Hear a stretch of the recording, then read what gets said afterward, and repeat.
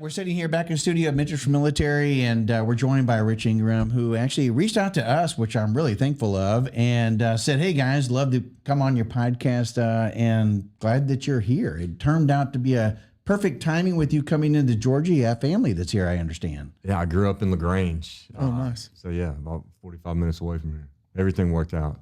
Got a mountain bike race that I double tapped.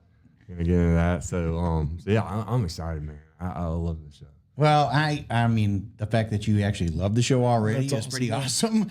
So, being around like, 9, almost 10 years and everything, it's still, to this day, quite, I don't know, humbling, interesting, whatever, to find individuals who follow us, who actually have been listening to us since day one and were picked up on us at some point. It's just kind of crazy to me, to be honest with you.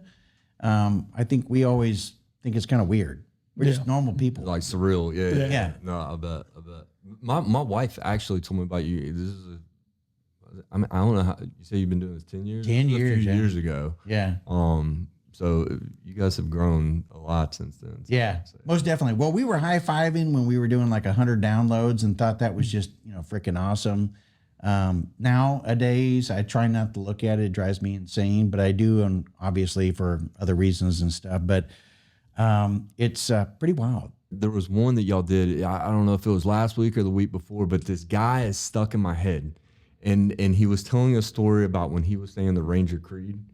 And what is stuck in my head was, oh, we've got a bat boy. And I'm like, dude, this has to leave my head, but I love watching this. That was Brandon. Yeah. So Brandon and Blaine will both be back in studio in a couple of weeks and everything. And so they occasionally come through town, and they go through Gainesville. They have a client up in Gainesville. Yeah. So let's go back to, you came up in LaGrange, but, you went to high school there? You were born there? What's the whole story? Yeah, so my family covers the South. Okay. So I was born in Birmingham. My parents met in school at UAB, and then my dad started a business in LaGrange. And so we moved there when I was about 18 months old, and I lived there through high school and ended up going to North Georgia. So yeah, but my dad's family's from Mississippi. My mom's family's from Tennessee, and then they both their parents retired from the service and then went to NASA, retired out of NASA in Huntsville.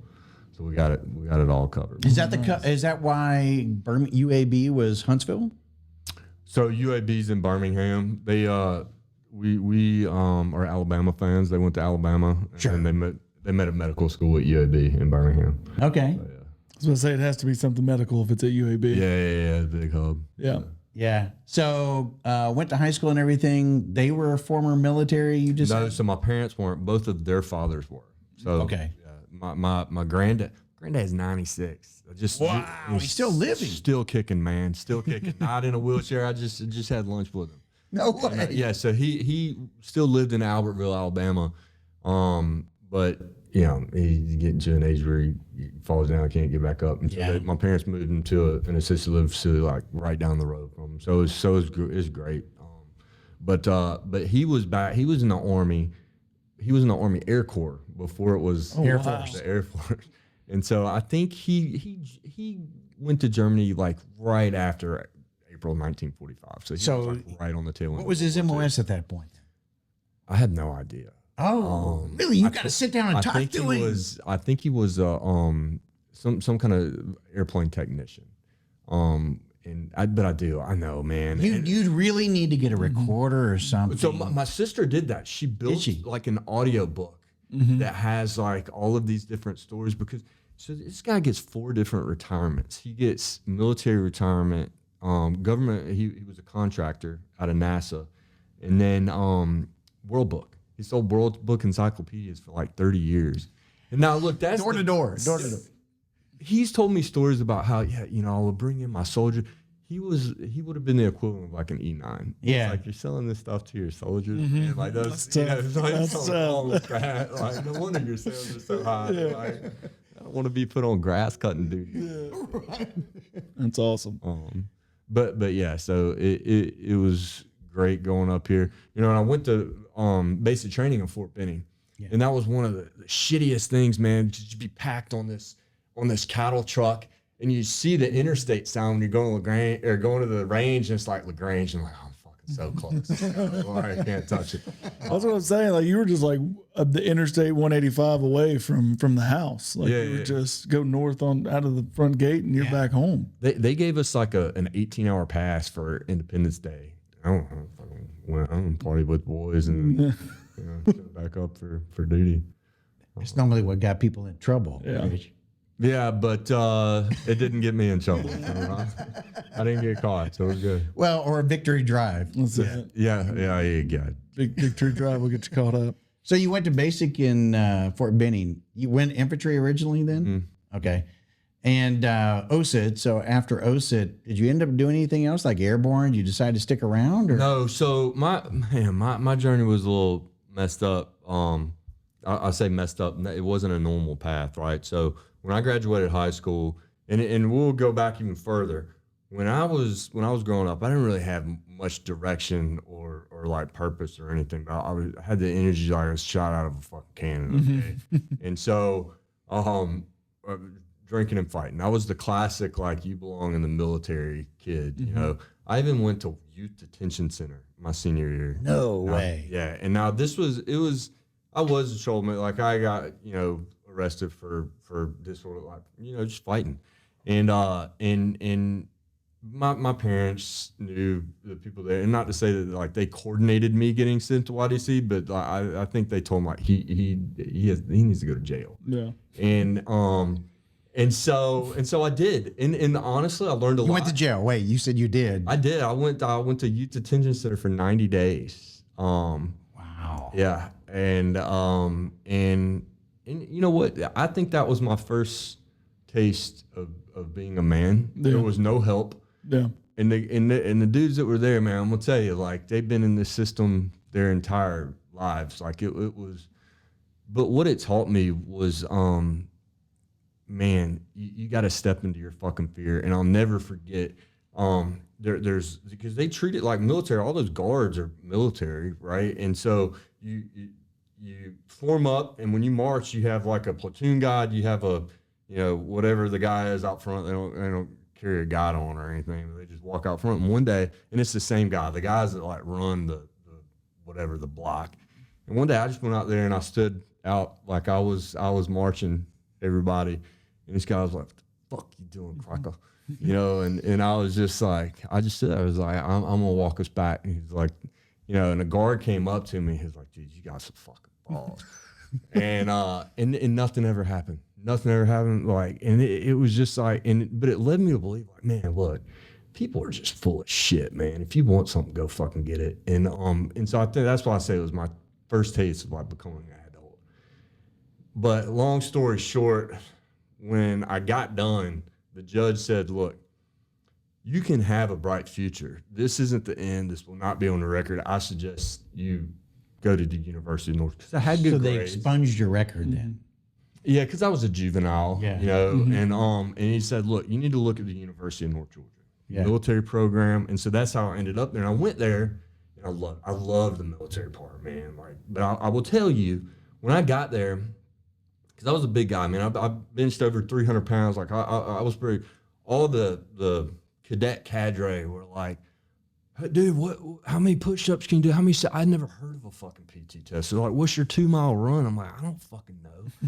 and so we get down there to take the PT. This is like first week before school starts, and I do my push. I think I maxed those. Like I was pretty. I did my sit-ups. So I may have maxed. I don't know. I just went until they blew the whistle. 2-mile run, man. I set off sprint because I was fast, and I must have done the first mile in less than 6 minutes. Like I was moving, and then that 5th lap, dude, I was just like, fuck. I was the last guy off the track. I failed. It was like 18 something minute 2-mile, and got close to some friends. But one of my good buddies had ran cross country, and so the next PT test was like 6 weeks later. I was like, I'm gonna follow this motherfucker and just not get off his heels. And I ran a 12:49. No, that's a huge difference. 18 to 12. But I fell in love with that because now I felt like I had a purpose and a job. Old habits are hard to break. And I was still drinking, not so much the fight, and I was having fun because now a little bit of freedom.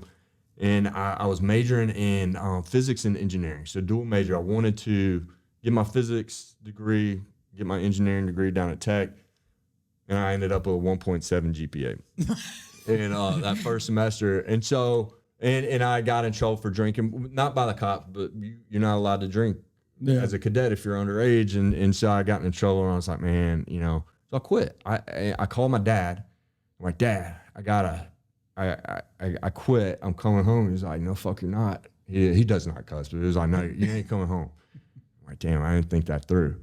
And so I ended up homeless, living by a creek, Dick's Creek, in the North Georgia mountains. And it was I remember it was so cold that my little Coleman freezer or Coleman heater froze.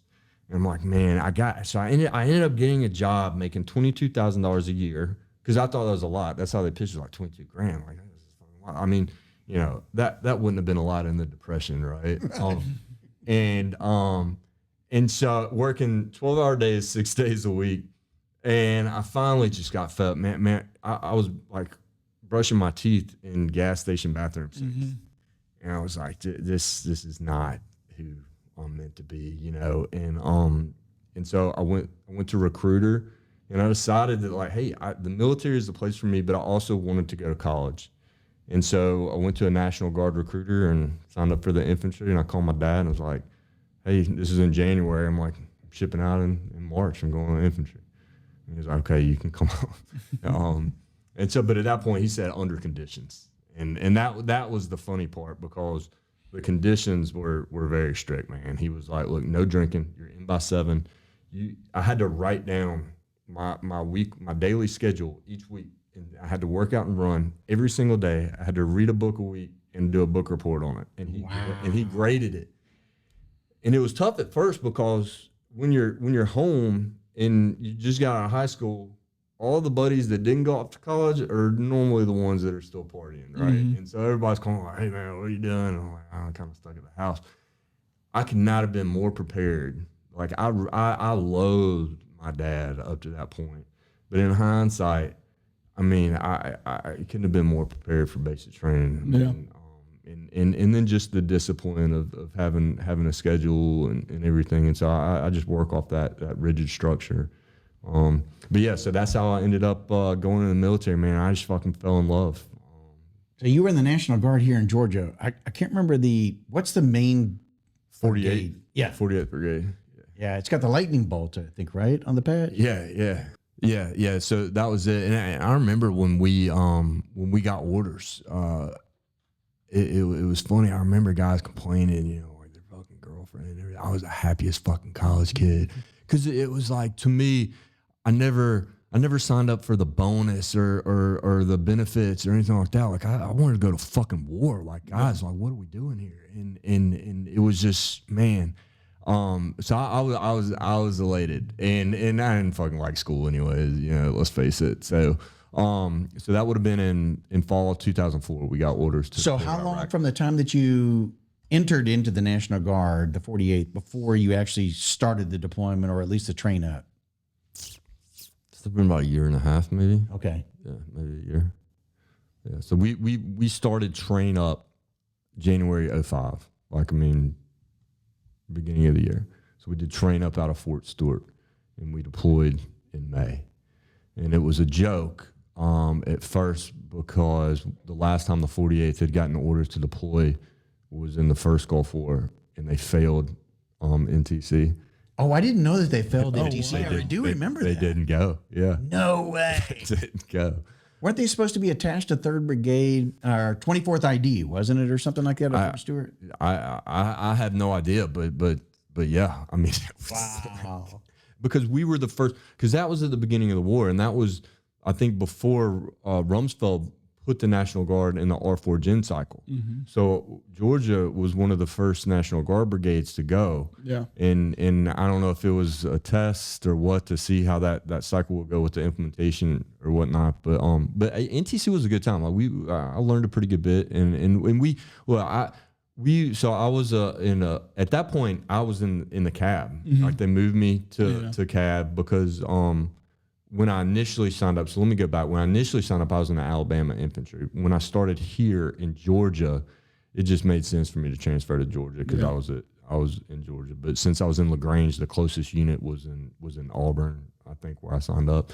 But anyways, so I was a battalion scout, and we had the best leaders. I mean, like, couldn't have, and they were leaders in the community, right? They, some of them business owners, so they knew how to lead people. Yeah.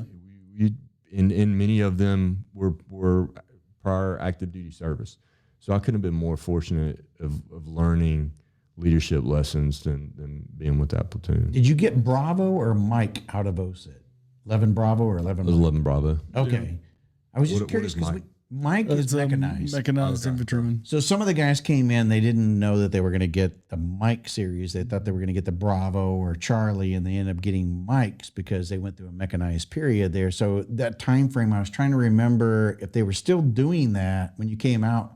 Because when you said scout, I thought, wow, you went from a Bravo to a scout. Now, there's not much, I know we're going to take a lot of beef for this, or I will, but there's not a whole lot of difference at times between a Delta, 19 Delta Cav Scout and 11 Bravo when you dismount. I mean, there's a lot of similarities, let's face it. It's smaller platoon. Yeah, smaller platoon, but yeah. But even for us, like, we weren't on Abrams. Yeah. You know, like we were. I mean, what I saw was no difference. Yeah. Just because, like, we had Humvees. Y'all probably ran like an 8-truck platoon, 6-truck platoon. 6, I think. 6, yeah. So.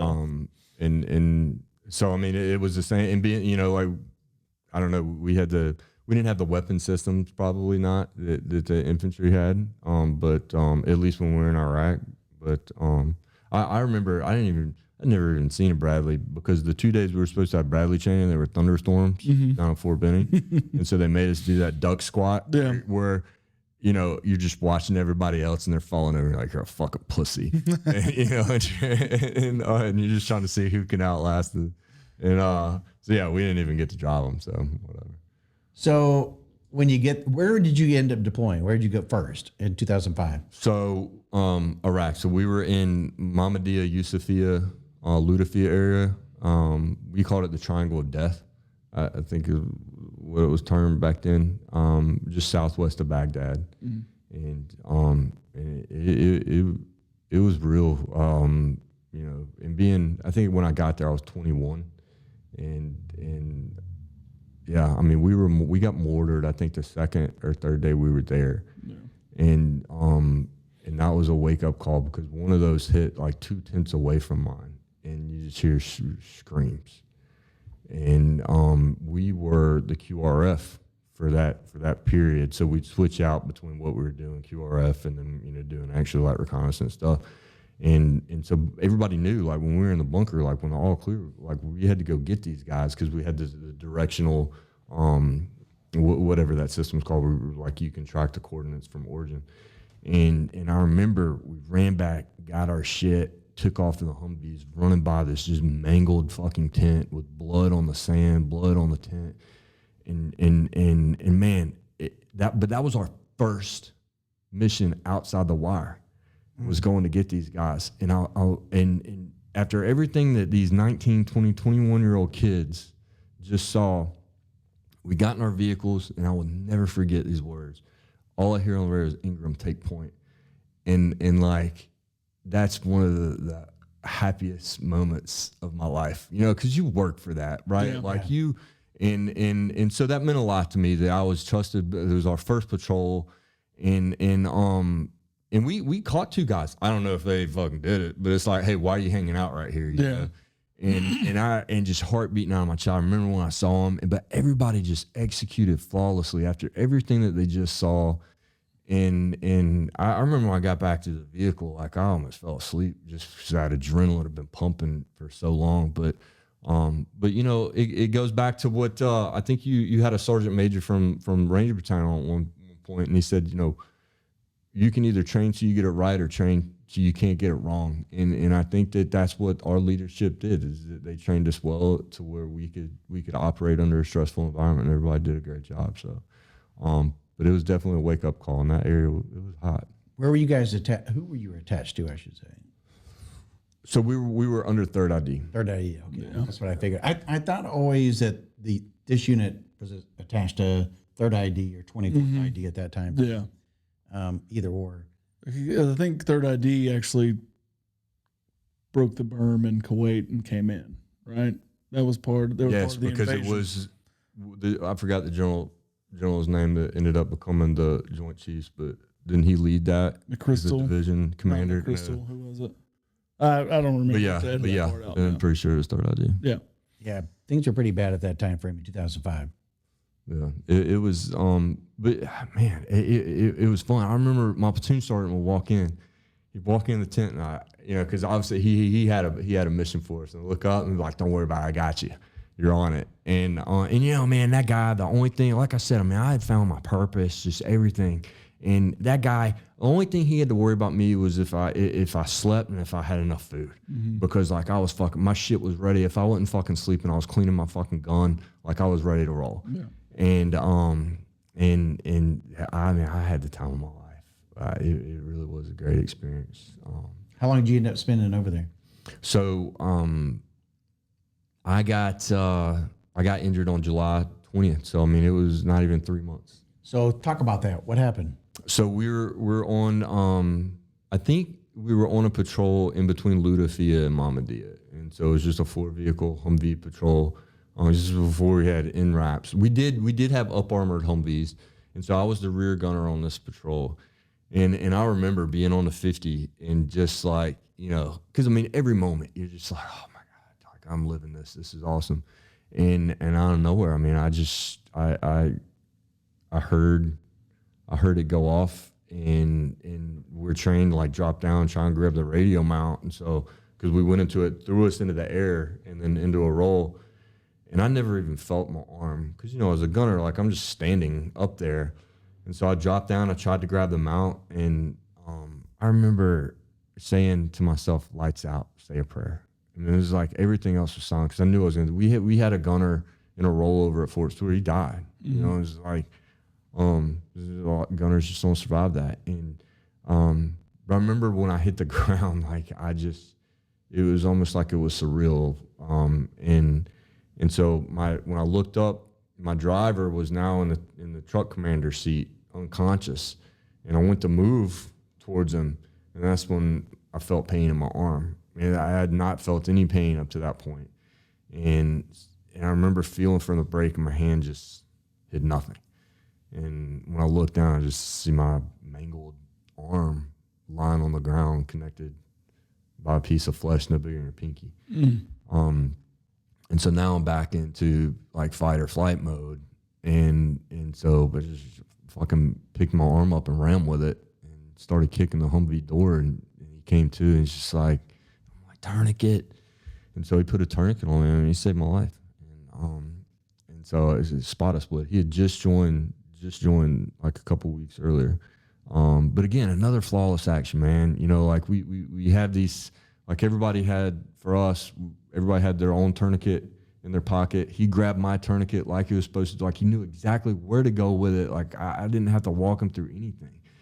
And I sat there and waited on the medevac helicopter. And I remember one of my best friends that I was at North Georgia with, because a lot of these guys, like we all live next to each other, right? This is the National Guard, and Paul came over and he held my hand, and because I laid down and I'm looking up at the sun. This is July in Iraq, right?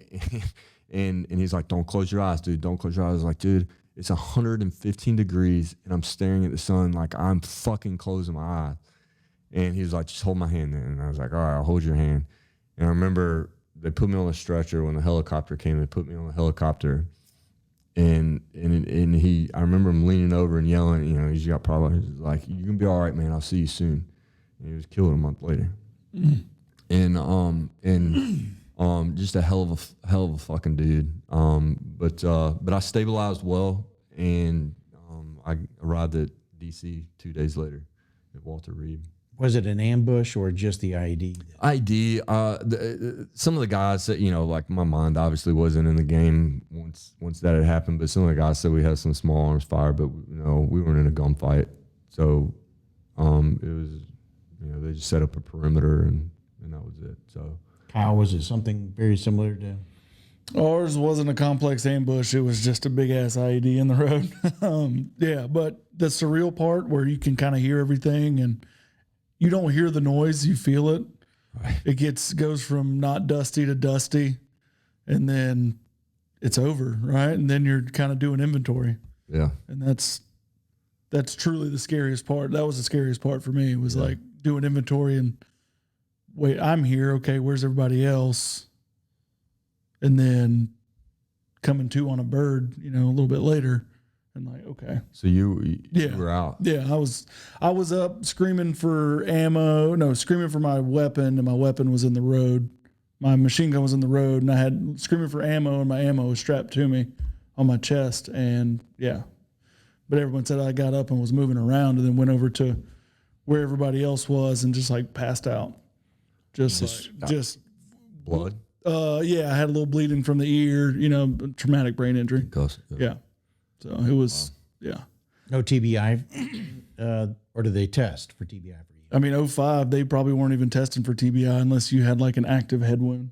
Yeah, they maybe get a CT scan or some, but I don't really remember. Look, once you get you're so drugged up, and they didn't. This is when they're starting everything, right? So like they're just learning because they're starting to get all these casualties, so they don't really know. They don't have their processes down. And so when you first get there, I mean, for the first 2 weeks, you're just high. Mm-hmm. But that's the time where they're sending everyone in to introduce themselves to you. And you meet these people like 3 weeks later, and you don't know who and they're like, yeah, you were briefed on your TSGLI. You briefed a dude who was fucked up on codeine. Yeah, he was on Dilaudid. Or whatever. Yeah. Like, does that make sense to you? That button made me think that I don't really need to talk to you. I just got to hit that button, and then, yeah. Oh, man. One time, so there was some kind of virus that was going through. It was Ward 57. And so I first had a single room by myself, and they moved me with another guy. And I can't remember what unit he was in, but nonetheless, they put us in the room, and he ended up losing his legs, just shot up really bad. But at like 1 o'clock in the morning, both of because when your bags on your IV start going low, it starts alarming, so letting the nurses know. So mine starts alarming. His start, like, obviously some nurse got drunk and missed her shift or something, because like we're sitting there and we're like, what the fuck? We're both those 2 o'clock in the morning. We're in pain, and like nobody's around because we're quarantined. They have minimal staff like down there to help us.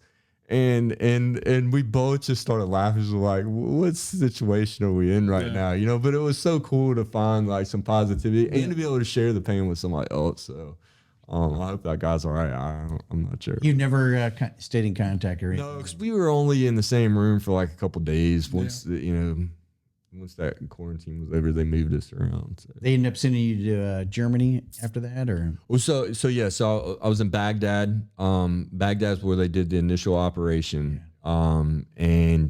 And then from Baghdad, I went to Germany and then over to Walter Reed. So July 20th was when I was injured, and then July 22nd, I was back in the States. When did your family find out about it?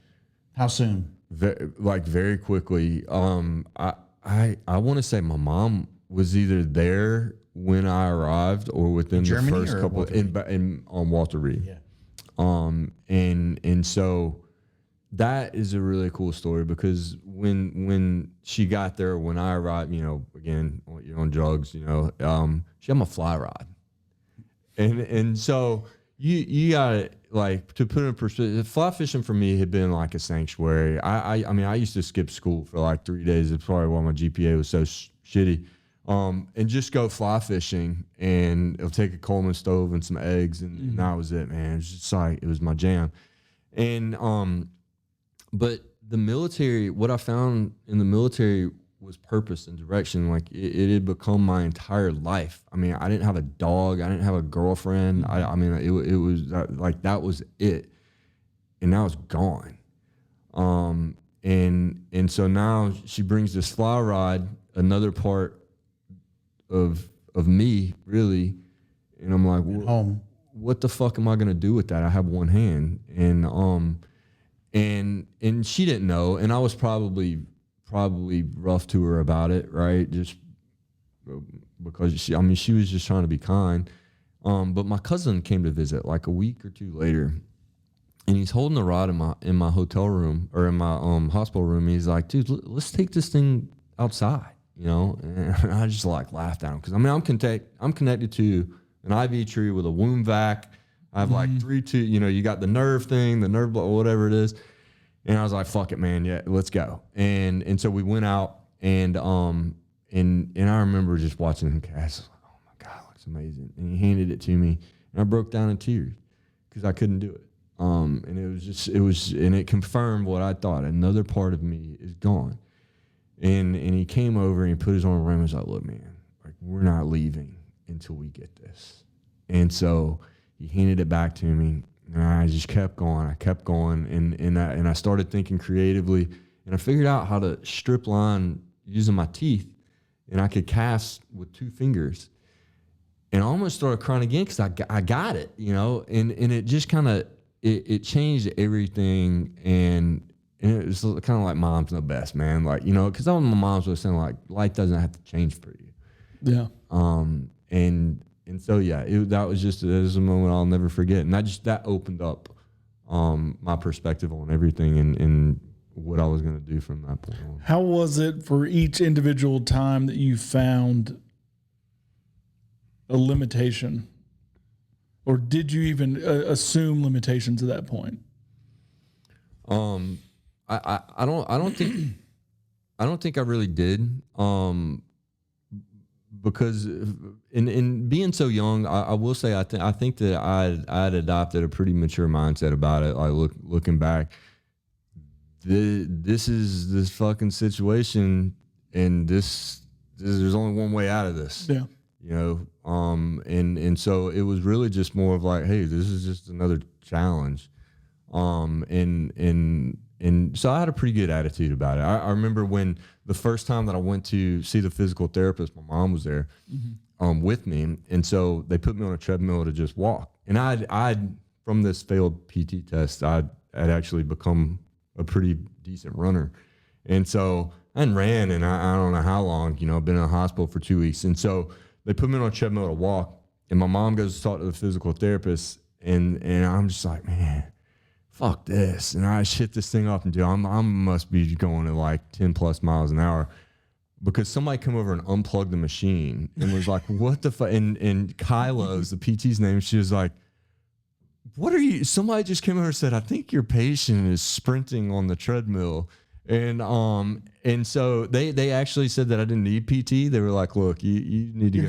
Yeah. They're like, you're good. But it was really more for leg guys, because the arm guys, like we need to know the occupational. Yeah, the occupational therapy portion. Yeah. And so they're like, look, come down here anytime you want. So I I would do strength training and stuff like that down there. But Walter Reed, people really came together at that point. And I don't care about their reasoning, but people started a lot of nonprofits to help veterans get back into active lifestyles. And, shortly after my fly fishing experience, I went there and signed up for the Army 10 miler. So I think that's like beginning of October or something like that. And so I signed up for it. I didn't do too poorly. I still had like wounds, I still had bandages on me.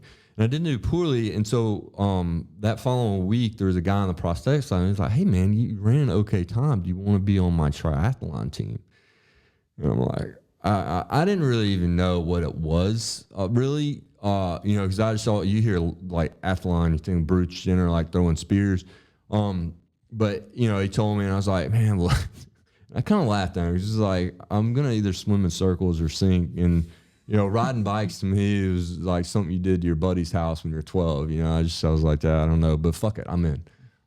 Because at that point, I didn't have anything, right? Like I needed something, and that was a way in for me, and that was probably one of the defining moments in my life because.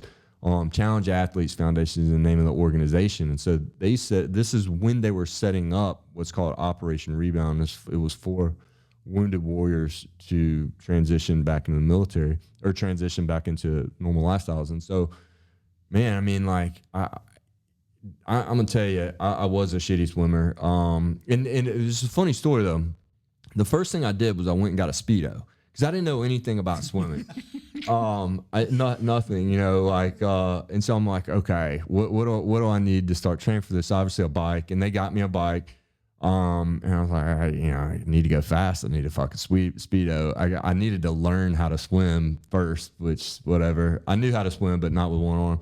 And so I walk into the triathlon store and they have these things hanging up like it's Victoria's Secret, right? Like they look like panties. And so I grab two and I go into the changing room and I put one on and my ass is just eating this thing. Like it is so bad. And I put it, but it fits my waist. And I put the other one on, it fits my ass, but it's kind of big in the waist. I'm like, man, you know, so you try these things on naked. And so I felt so bad if I put that one that my ass just ate back on the rack. You know, like, could you imagine? And then, you know, anyways, I don't want to get into that meta moment of like all of those is just probably disgusting. But I ended up getting that one. And when I showed up to the swimming pool for the first time to swim, the only open lane was like the one where all the really old people are doing pool noodle exercises. They like take a rope out. And it's one of those where like you have to put your name down and like, you know, and like, and they're like, look, there's already two swimmers in every other lane. You got to go to this one. I'm like, and I'm in my gym shorts, right? Like I don't want to, and so I remember sitting on the edge of the pool and I'm like, I slide my shorts off and I'm like trying to slide in so nobody sees my Speedo. And then I have to like dodge all these people doing pool noodle exercises. But I was so bad, I couldn't even make it to the end of the pool without busting out into like a doggy paddle breaststroke. But man, again, I didn't have a choice. Like there was only one way forward. You know, it was like, who are you gonna fucking be? You can either hold a cup asking people for money on a street corner, or you can just fucking, you know, move forward. And so, man, I never quit. I think the mentality I have is like, I am a fucking swimmer, you know, and started just kind of visualizing it. And I just kept showing up. And then I just started getting addicted to it because like, okay, well, I only made it like 10 yards today. Like I was bad. I was really bad. Now I'm like, okay, don't try and go fast, just go. And next thing I knew, man, and it was the same thing with cycling. I was not everybody had to wait on me at stop signs. Mm-hmm. But then I got faster. And it was all, I don't know. Like I didn't measure myself against somebody else. I just fucking showed up and rode. And next thing you know, I'm like doing these races all over the country. And it was just about being there, you know, like I was never any kind of pro or that fast, but I wasn't, you know, so I think it's just about like taking a fucking step, man. And just like, hey, this is a situation. This is what you have. Like, what are you gonna do with it? Yeah. So I don't think I never really fell into in a depressive state. But I will say, I mean, it took years later. I think I did for other reasons, which I'm sure we'll probably get into. But yeah, that initial part of getting on a triathlon team immediately and finding that was a catalyst for a positive journey. Did you start thinking about things like Paralympics or anything like that at that point, or did somebody talk to you about that? Yeah, so they asked me if I wanted to go try out for that I was a really good cyclist. So this is another funny story, kind of. So I did the Escape from Alcatraz in San Francisco. It's a triathlon, but I did it as a relay. And so you as a relay, there's a person who's a swimmer, a cyclist, and a runner. And so you wait in transition until your person's done with their leg, and then you can take off. And so my swimmer, amazing person, Melissa Stockwell, she actually the Paralympic swimmer. I think she's Paralympic triathlete now that they added them to Paralympics. But she had just crushed the swim, all right? And so she comes into transition. I've just flown from Atlanta, because I'm in school here at North Georgia, across the country to San Francisco. I trained for this race. I get on my bike. I start to head out of transition. My brake cable snapped. And I'm like, and the volunteer's like, what are you going to do? And I remember just thinking, like, fuck it. And I took off. And I did this entire race in San Francisco with no fucking brakes. And San Francisco. that was it, man. And I've gone back and reviewed that experience. I didn't really know what was happening at the time, but it put me in a different level without knowing it. I learned so much about my book because I was scared, right? Going into these turns, but I figured out, how to do it effectively at a very high rate of speed into the next hill to make the next climb easier. Somebody told me afterwards I beat like 30 professionals. I was like, well, I don't have any fucking break. And they had to do the swim and the run. Yeah. But that became a joke at the bike shop. It's just like, you want to go fast, man? Just take your brakes off. But it's true, right? Like, no, you would normally hit it because you're nervous about it. So that makes sense. Yeah, and I just started getting back into mountain biking recently.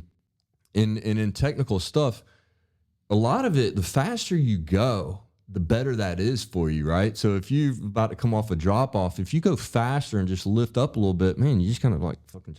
But it takes a lot of courage to not hit the brakes to do that. And so literally this time I've gotten back up to speed a lot quicker, just because every time, I mean, I wish there was a video of me on my hand, because you can see me like trying to grab my brakes, and I'm reminding myself, like, don't grab the brakes, don't grab the brakes.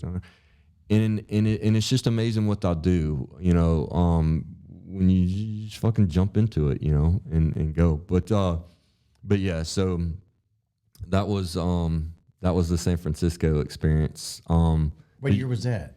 So that would have been in 2007. So you were asking about the Paralympics. Yeah. At that point, so shortly after that, I was doing an internship at the Capitol in Atlanta with a state senator, and since I've been doing all these races, I was like, I think I won one in my age group, like not against other gimps, but like against normal people, and I was like, well, why can't I go back in? This doesn't, and I told him that, and I was like, hey, because he asked me what I wanted to do, and I told him, I was like, I don't understand, if I can do these physical things, I can shoot a weapon. I mean, like, the hardest thing for me as a soldier is like buttoning my pants. I just won't take them off.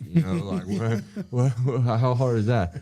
And so he really set the stage for me. But that was during the time they asked me if I want to go try out. But I was like, I'm fucking going back in. I just put my sights on one thing, and so I never had that opportunity to I didn't write that you story. went down and seen a recruiter, or how did it end up? No, so were you still in the Guard? You still had a contract? Or? No, so I was retired at that point. So I retired, medically retired at 2006. So I guess that would have been maybe in 2007, somewhere 2007, 2008, beginning of that year. So maybe like February 2008. I can't remember, but that's he was the one that set the groundwork for that. After I told him that, next thing I know, I'm on a plane with him and another state House of Representatives, talking to a general on President Bush's staff that's over Cadet Command, and the guys, I talked to him, and he's like, look, resubmit. He's like, submit your commission packet. He's like, we're gonna follow this. And, as long as there are no hiccups, man. And of course there were hiccups. I mean, nothing goes as planned. But so that's what I did. And we got everything rolling. And North Georgia was just like so accommodating. I mean, North Georgia is one of 6 senior military colleges. So, the other ones, Citadel, VMI, Nor. So they have a lot of pull, right? And but that was the thing. What you can't be missing a digit, I think, was like one of the physical limitations. And it's like, really, And so I really focused on the physical part of it. And I mean, I remember I joined the Ranger Challenge team, and I held the record for at least the first day. I think somebody ended up beating me. It was like 134 push-ups or something like that. And now look, it's debatable how like good those push-ups were. But you know, 'cause you gotta know the rules, who the graders are, and then you just gotta fucking work it, right? I mean, True. I like it. And so, but in my 2-mile time was, I think I was below 11 minutes. It's like, how are you, like, what's not gonna, I could shoot expert, and so, you know, shoot, move, communicate, I could do it. And so, man, it just, everything stars kind of align. I will say, so the most, like, I get chills every time I tell this story, because one of the things, there were a couple of times where I did get called saying, hey, look, like, we're getting a lot of pushback. Like, we want you to stay in the program. We don't know. And I just said, fuck it, what else I have to do right now, you know? And so I stayed in. The one thing that we were waiting on was nobody had ever, up to this point that they knew of, come out of retirement, medical retirement, after receiving their VA benefits and all that stuff, and they didn't know how to do that. There was something administrative, and so something was with the Surgeon General, and I get a call like a week before I'm supposed to commission, and my buddy's like, dude, why didn't you tell me that you were doing this? Like, I'm aide de camp to whomever, and I just saw this, you know, email chain or whatever's going on. The same guy that asked me to be on his triathlon team in the prosthetics lab was that guy. Oh, wow. Dave Roselle. Yeah. Dave was the first. So Dave lost his leg in, I want to say in Afghanistan in 2003, or maybe before that, but he was the first to return and command a unit. So he was an officer. And just a great guy. And so I remember graduating, you know, you commission, graduate, saying I got a phone call, because we used to didn't even know I was going to commission. Like, I was waiting on whatever that signature was. And I had my whole family in, and I just like, I'm just going to fucking show up and see what happens. And I get a call from my sergeant major at like 7:30 p.m. He's like, all right, we got the final signature. And so I commissioned the next day. That's awesome, man. Yeah, it was a journey. I mean, you know, again, it's just like, look, show up. It's like, what, and that's one of the things. So when I remember when I first got to the 82nd, that was my first unit. My battalion commander was like, hey, I want to send you to Ranger School, and so they sent me to pre-Ranger at Fort Bragg, and I did outstanding. I can't remember. I mean, they say they rank us. I don't know. Somebody said I had like second in my class behind honor grad. But I made it. Like, I'd done all this stuff, and the regimental commander at the time was like, but he can't do the monkey bars. And but honestly, in hindsight, that's the fucking standard. And he was right. Like, I couldn't. Because now I can, like, we ended up fabricating this this figure 8 thing goes around the epicondyle. So now, I mean, the way that I do pull-ups at pre-ranger is I would grab my hook, and basically it's, you know, grab my hook like that so the prosthetic won't fall. But with monkey bars, you have the grip. You're hanging with swing with that, and it would fall off. And I mean, I would just get up there, I'd fall off, and I'd go back and fall off, and then they just said, "Move on, Ranger," you know, in the But that, I think, was probably, and I wasn't upset at anyone else except myself. You know, it just was what it was. I mean, that was it. It's not that I was upset. It was what it was. But my aspirations of the military were, I wanted to be a Ranger and a direct action operator. That was the only thing. My heroes were Rangers that scale cliffs at Normandy, at Point du Hoc. I mean, like, Colonel Black's books are probably my favorite books, and it didn't happen. I didn't write that in my journey, and that has probably been the most catastrophic part of my journey, is what didn't happen. and that was really tough on me. But when we talk about showing up, I got a phone call from my buddy who I went through pre-ranger with, and he's like, dude, we're on the bus right now and they're calling out your name. Where are you? To go down to ranger school. Oh shit. So, but I never got, they told me that I wasn't in.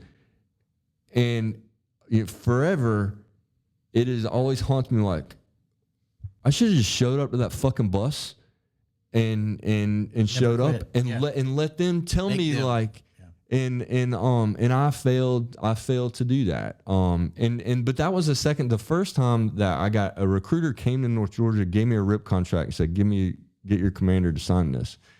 My National Guard commander. This is before I went to Iraq the first time, and he wouldn't sign it. And of course I was mad at him. And then I started thinking about it. I was like, he shouldn't have fucking signed that. And I shouldn't have asked him to.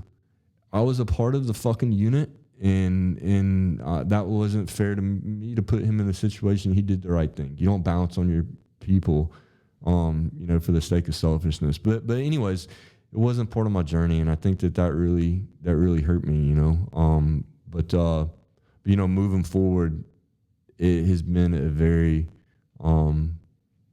fulfilling life, and has kind of molded me into taking advantage of those fucking situations, writing your own story, right? Like, man, fuck them, dude. Until somebody kicks you off the fucking course, just never quit. Keep showing up. But yeah, that's how I ended up there. It's too bad that you didn't actually go to the bus and just say, hey, fuck it, kick me off, make me get off this damn bus because I'm headed to Fort Benning to go to Ranger. Yeah, well, and like I said, I didn't have orders, but I was on the bus list. Mm-hmm. That's kind of strange. Yeah, but so it's like, didn't you have orders and you just didn't realize you had orders? Maybe. Interesting to check your file to see actually if there were orders in the file. Yeah, it's someone just said. Yeah, somebody marked it as a no-show. Yeah, but I mean, think about it. Like, you're just another guy out there, and I mean, yeah, you just get up in formation. Who are you? Yeah.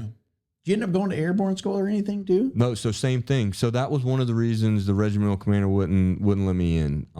So in hindsight, another goof. Sapper school said, like, coming out of OBC, like, hey, we will send you to sapper school. Ranger school is not ready for you. And I was like, no,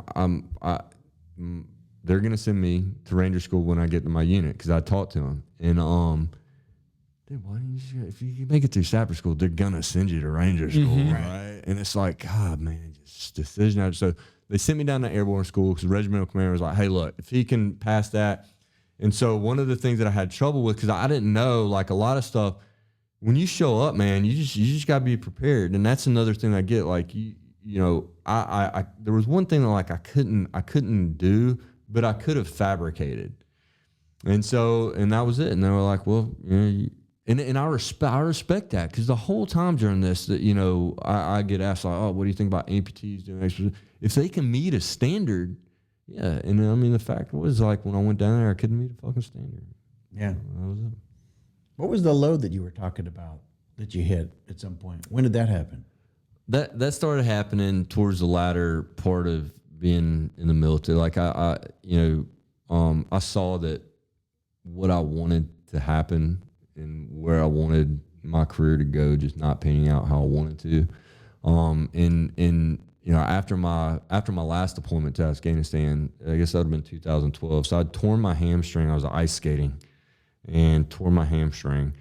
I know it's a cool story. Ice skating, like, for pleasure? Or yeah. So I was like on a pass, and I was just partying in somewhere. It was in Atlanta at what Piedmont Park. Yeah. Or Centennial Park, where they did the ice skating at Christmas. No, it's Piedmont Park, Piedmont. I think. Yeah. Wow, you put a fucking skating rink at a bar? Yeah, that's tough. That's tough. And but anyways, and so I tore my hamstring, and at this point, I think I was still a platoon leader. I was on the last leg of that. So I stayed off of it, but I didn't want to go in and go on whatever, you don't go sick call. And And so, I mean, like I was like one leg and running, and so I just never let it heal. And so it really affected me. And so after that fourth deployment, physical fitness had become a part of my life. That was starting to dwindle. And then that mixed in with just, like, I don't know, like I wanted to try and fill the shoes of like the guys that had gone before me. I didn't see it panning out. So when I got home from Afghanistan, I went hunting with one of my buddies. We're talking, got off the plane, and a couple of days later, I'm hunting down at Fort Benning. It's amazing killing pigs down there, by the way. It's awesome. Yeah. Right there off of DMPRC. You can walk up to them. It's not bad. You take a AR down there, and fucking crush them. Yeah. And so we go hunting, and then long story short, I get into a bad bar fight. I mean, it's a guy was saying something, and I think I like slammed his head into a table, and we got kicked out of the bar. And the cop was really cool. This cop was like, "Look, man, we're not doing anything about this. Like, you go, okay?" I was like, "No, I'm going back in." He's like, "Yeah, no, you're not." And so he grabs me. I turn around and like headbutt this guy. And so now me and him are rolling. Next thing I know, I'm like fighting 5 cops, and it was a bad situation. And fortunately, things got dropped. I went, I apologized. The military was cool about it. I did not get court-martialed. But that was really probably, I was like, look, this is, again, another situation where like, this is not who I am, and I need to change this situation. And so I was medically retired again. And so, they blame PTSD. I look at it as, a little bit different, but that's what they said. And so, yeah, that's one of the primary reasons I got out, because I mentally, I don't think I could handle it anymore. And it was just a weakness. But that transition was rough. That deployment in Afghanistan, the first deployment was the funnest, but the fourth one was definitely a lot of fun, because it was just given total autonomy, and it was so cool. I mean, this was during that Koran burning, and I lived with these Afghans. They would find me. We were in Kandahar, and they would come find me, and they called me Commandance, which was like an honor to me that they were calling me their commander, and they would bring me food wherever I was, like all day, and then I would sleep with them, and it was just, man, like that was my element, right? And I knew my job. I gave my reports to whomever needed them, and I was left alone. And then when I came back, it was to people in tennis shoes and their uniforms and, long fingernails. And it's just like, what the fuck is happening right now? And and it's tough. I couldn't mentally turn it off. It was just one of those situations where I did not belong in society, I felt, right. So that the transition was very, very difficult for me. After your fourth deployment, what rank were you at that point? I was a captain. I thought so. Right. So you were in command of a unit at that point. No. So I just made captain while I was in Afghanistan. So he's a non-career course captain. Right. So I was on my way. I was on my way to, and that's where I was at the time. Like, they had sent me back a little early from Afghanistan to go to career course in Missouri. And I remember the first sergeant was there. He had come from Fort Bragg and from 20th Engineer Gang. I remember telling him, he's like, "Sir, you're in 5th gear. This is 1st gear. we got to work on this." But yeah. Yeah, that was a big jump. Well, there was a lot there to really kind of unpack. So, I mean, the fact that 4th time down range, the issue at the bar, you got separated once again, you come back now to the private sector. I mean, what was it like for reintegration? I was very fortunate. I went to a junior military officer recruiting program, and I went with this company, Kinder Morgan, and they're structured very much like the military.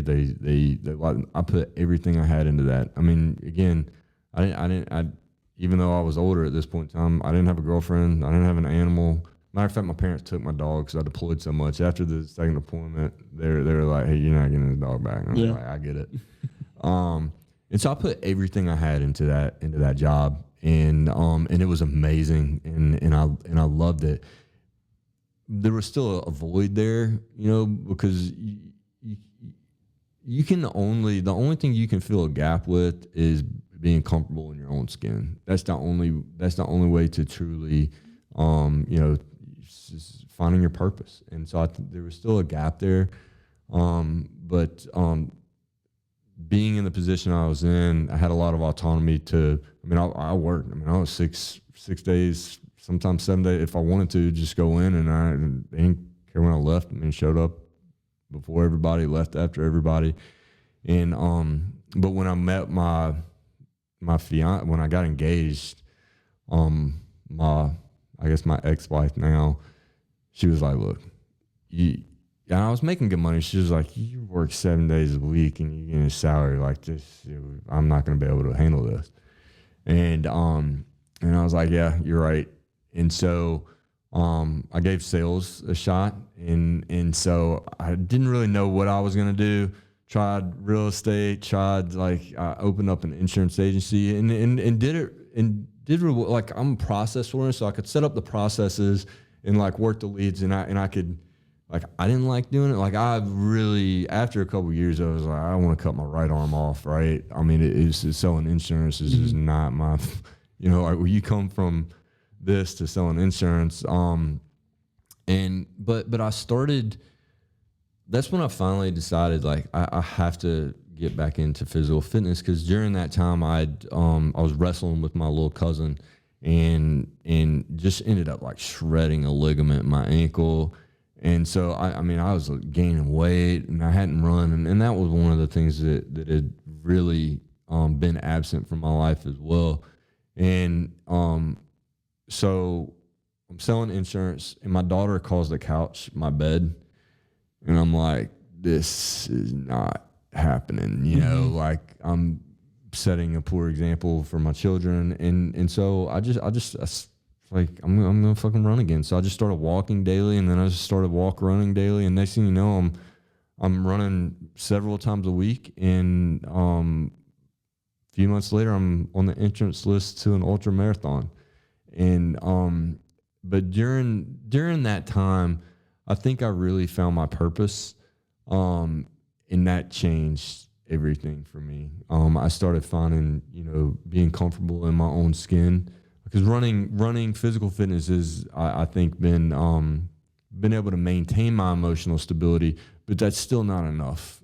I think it's being able to brand your own purpose, to know like who you really are, and I think that's what really helped me get out of the funk, because I would go through these depressive states where I was just like curled up on the couch, like in with no energy to do anything. Like, what the fuck am I doing? I'm selling insurance, and not anything against anybody that sells insurance. It's just not me. And so, look, my life has been nothing but undulation, where I say, like, I put myself in these situations. So, I need to get myself out of it. But the one thing is finding purpose. You just said it no less than 6 times probably. I could sit here and count. Oh, sorry. No. No, it's great. Purpose. So I think what's interesting is that there are a lot of guys, a lot of soldiers, airmen, whatever, people who have got out of the military who still haven't found their purpose. Maybe they're still on active duty and they don't understand what that means. And so I'd like for you to kind of expand upon that, because what I hear is that you actually redefined yourself and found a new purpose multiple times. Some people never find their purpose and understand it the first time. So help some people understand what it is. So I'll start by saying our purpose and our identity are intertwined, right? And so the first time when I found the military, I didn't delineate my purpose and my identity. The military was my identity. It was my purpose. So when I lost that, I had nothing. I was a shell. And so I think that our purpose comes from our identity, but it has to be something that can't be taken away. And so, you know, if you think it's your purpose, okay, if you're driving out of a gas station tonight and get hit by a Mack truck and you're a paraplegic, is your purpose still the same? Because if it's not, you need to dig deeper. And it takes some soul searching, and journaling, I think, is one of the best ways. You know, in a lot of this stuff we were taught probably when we were coming up in the military is, oh, I don't fucking do that. And the way that I look at everything now is from a performance perspective. Is this going to make me a better performer? Is this going to make me a better person at what I'm doing? And then I do it. And so for me, purpose, what really helped me, and so this was probably, you know, 4 or 5 years ago, I started getting asked to speak. I started, you know, people were asking me like just certain things about running and all this stuff.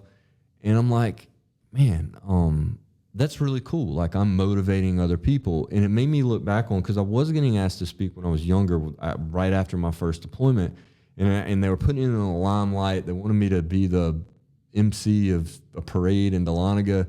And I was like, I don't want that. I just want to be me. And I was going back to the military. I just want to focus on this. I'm not.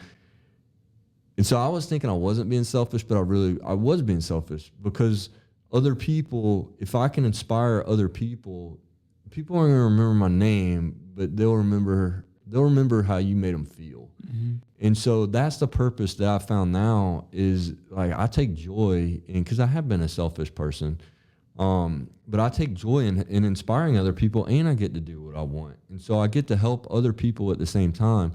And so I just started listening to the universe. But I think when you start doing soul searching, you have to write down, like, who do you want to be?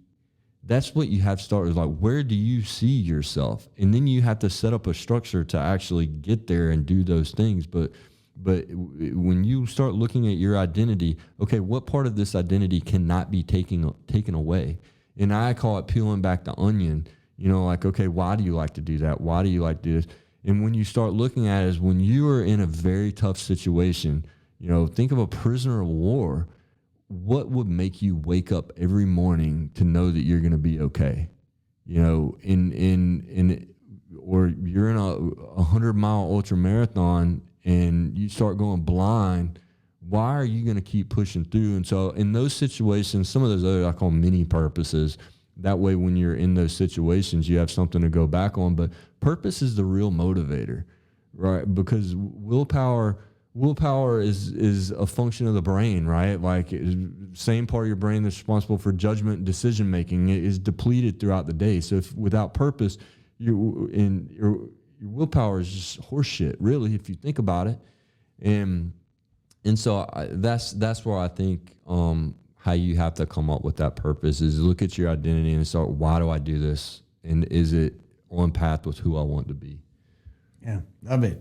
You know, when you talked about the why, there's a lot of times in the process world, we end up calling it about the 5 whys. And there was a friend of ours a friend of mine that actually mentioned a story about, I think it was Washington, D.C., and about the monuments, and they kept having to spray them and clean them, and the water was actually breaking down the monuments, and they were starting to ask the question, why?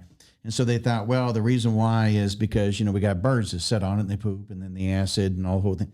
Well, why are the birds coming? Well, it's because the insects are there. Well, geez, that's terrible. So why are the insects coming around? Well, it's because the lights are on.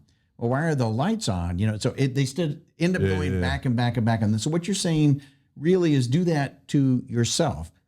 What is the real reason why? But why are you that way? What is the reason why?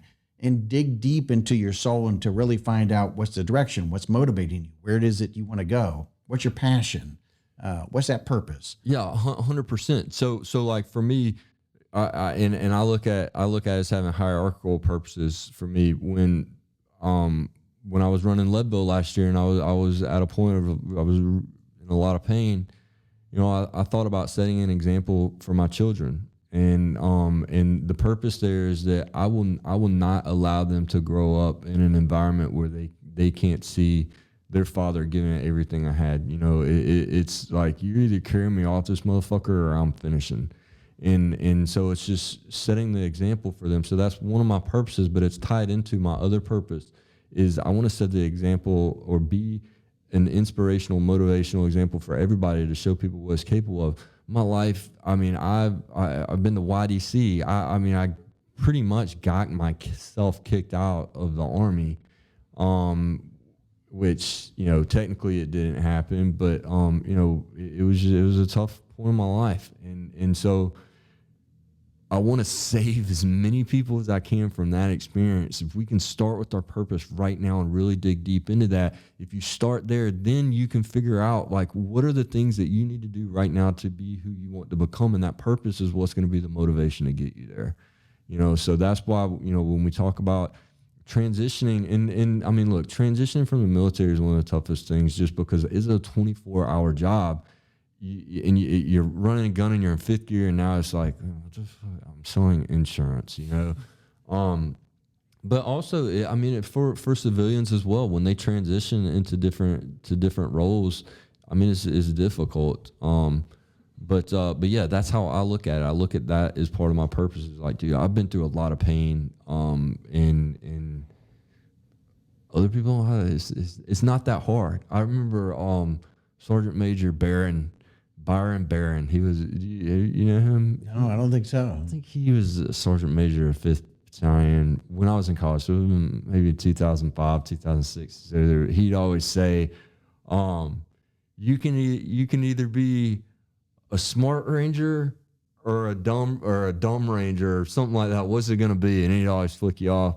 And it was like, all right, yeah, Roger, Sergeant Major. So it's like, man, take somebody else's example. And I mean, you can even look at people. It's like, hey, what are they doing that's right, and how can I emulate that? So what are you doing now? Tell us about that. So this is what I'm doing. I'm speaking. So I speak corporate training, and so my message is based around stepping into fear. Really, fearless resilience is what I call it. And so that's what really provides growth, and what transforms is the things that we're uncomfortable doing or scared to do. Man, like take your brakes off, dude. I mean, like that's what's really gonna create transformation and growth. So how can people find out more about you then? Website, richingram.com is the best way.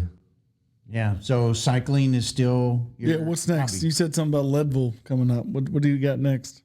Yeah, so actually Saturday, so in a couple of days, I brought my mountain bike down here. I found a 50-mile race up in Dahlonega, so I'm going to go crank that out. But yeah, I have a 100K coming up in April. That's out in California.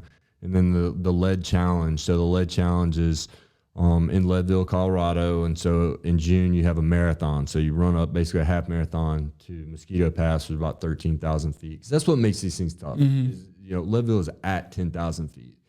And so, I mean, the first couple of days, your nose is just bleeding, you're trying to gasp for air. And then in the following month, so I guess it would be July, I'm going to do the 50-mile bike. I did the run a couple years ago. And then you come back in August and you have to do the 100-mile bike. And then the following week, you do the 100-mile run. And so that one's, that's the 100-milers are obviously the ones that will be difficult. But yeah, so, you know, like I said, it helps me maintain my emotional stability. And it really provides a rigid structure, I think, because it's very time consuming. So now I have to be very intentional with all the time that I have, how I spend time with my family, how I spend time with work, you know. So I'm very careful about things that don't create opportunities. Do you have any like backing for those races? Like, how are you getting to those races? Yeah. So last year I ended up getting back with Challenge Athletes Foundation. Nice. So Challenge Athletes Foundation. I told them, because we met randomly out at Leadville last year. They're one of the charitable organizations. So you can sign up for these races that are hard to get into if you fundraise for them. And I was like, look, I really would like to race with you guys again. And they know that they're, you know, I've told them, you guys are one of the cornerstones that allowed a positive recovery for me. And so I told them I want to do Lead Challenge. I was like, I don't have a bike. They bought me a brand new mountain bike. I mean, and paid the way for everything. And that is the organization. Cause it's not, there's some organizations like, hey, oh, you're a paratrooper. let's go get them to jump out of another plane with one leg. But there's no follow up. There's no maintenance there, and that's one of the I'm not gonna call it an issue, but that's why I go to challenge athletes, because like they want you to keep coming back. I raised funds for and I will be raising funds for challenge athletes this year. So social will be Rich T. Ingram. I'll throw it out there, but also on my website I'll have a banner. But last year I did Warriors in Quiet Waters. Have you all heard of those guys? Yeah. Amazing organization. I actually got picked for Warriors for Quiet Waters, but it was COVID, and I couldn't go because of COVID. So yeah, my buddy guides for them, Jesse Reyes. I don't know if you met Jesse before, but yeah, him and his wife went a couple years. He got invited as a Warrior, and then brought back as like him and his wife got brought back as like one of the couples that helps with the retreat and stuff.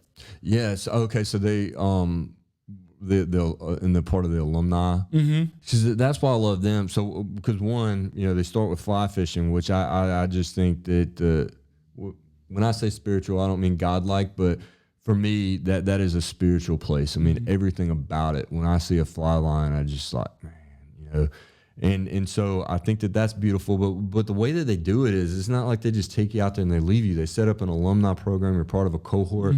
And then they also have an elk hunting program. And it might be like 12 weeks long, where you get together your cohort, you plan it, and then you have to, like, they give you a physical fitness program to go through before you're out on your hunt.